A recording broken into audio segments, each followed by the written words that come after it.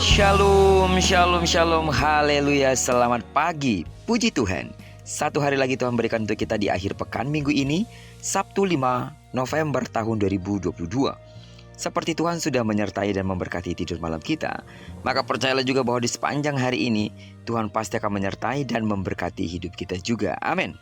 Puji Tuhan, hari ini kita akan kembali melanjutkan pembacaan Alkitab satu hari satu pasal dari pembacaan 14 hari bersama dengan Hosea sebelum kita lebih jauh melakukan semua kegiatan kita di akhir pekan minggu ini. Dan hari ini kita telah memasuki hari yang ke-7, maka kita akan membaca kitab Hosea pasal ke-7 ayat pertama sampai dengan ayat yang ke-16. Judul renungan kita hari ini, kebebalan sangat dibenci Tuhan. Sebagai pengantar renungan ini, saya akan coba bacakan untuk kita ayatnya yang ke-16. Mereka berbalik kepada Baal. Mereka adalah seperti busur tipu. Pemuka-pemuka mereka akan tewas oleh pedang karena ucapan mereka yang kasar. Inilah yang akan menjadi olok-olok kepada mereka di tanah Mesir. Sungguhlah mengesalkan ketika harus berhadapan dengan orang-orang yang tidak pernah mau mengindahkan teguran. Betul bukan? Menghadapi orang seperti itu, bisa-bisa kita kehabisan kesabaran hingga kita harus marah. Bebal, itulah kata yang tepat menggambarkan Israel dalam bacaan kita hari ini.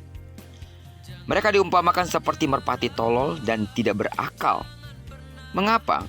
Sebab di dalam kitab 2 Raja-Raja pasal 15 sampai dengan 17 menuliskan bahwa para raja Israel berafiliasi dengan bangsa-bangsa sekitarnya untuk menjaga stabilitas politik. Menahem membayar upeti ke Asyur agar tidak diserang. Pekah, karena tidak mau membayar upeti, diserang sehingga kehilangan setengah kerajaannya. Sesungguhnya, kebodohan mereka adalah tidak ada seorang di antara mereka yang berseru kepada Tuhan. Mereka congkak karena percaya pada pengertian sendiri. Satu-satunya jalan keselamatan mereka adalah pada Allah. Namun bukannya mencari Allah dan berbalik kepadanya, mereka justru menjauh darinya. Mereka memberontak dan berdusta kepada Allah. Mereka benar-benar tidak berpengetahuan. Mereka tidak tahu bahwa Allah mau menebus mereka. Mereka bahkan berdusta terhadap Allah. Alhasil, mereka dihancurkan dalam kebodohan mereka. Semua pemimpin agama dan politik tewas karena ucapan mereka yang kasar. Karena kekalahan itu, mereka menjadi bahan olok-olok di Mesir. Dari pihak Allah, Dialah yang mengendalikan setiap peristiwa, termasuk kekalahan Israel. Kehancuran ini adalah bentuk hukumannya atas ketidaksetiaan Israel terhadap perjanjian dengan Allah. Sekalipun Allah sudah menegur, mereka tetap mengeraskan hati. Sidang jemaat Tuhan, apa yang terjadi pada Israel memberi kita pelajaran untuk tidak menjadi orang bebal. Mengandalkan apapun yang bukan Allah adalah kejahatan di matanya. Itu akan menghancurkan kita juga. Percayalah kepada Allah yang berdaulat melakukan segala sesuatu dan dengarkanlah setiap tegurannya. Amin. Tidak pernah Dia merancangkan kecelakaan bagi setiap kita yang percaya kepadanya. Percaya saja kepada setiap tuntunannya.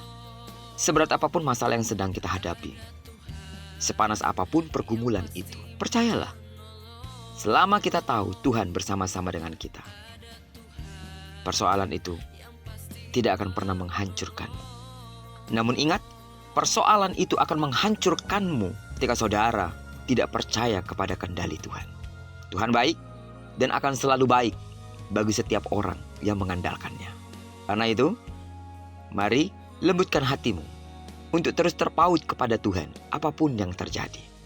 Jangan pernah meminta pertolongan dari siapapun, kecuali meminta pertolongan kepada Tuhan.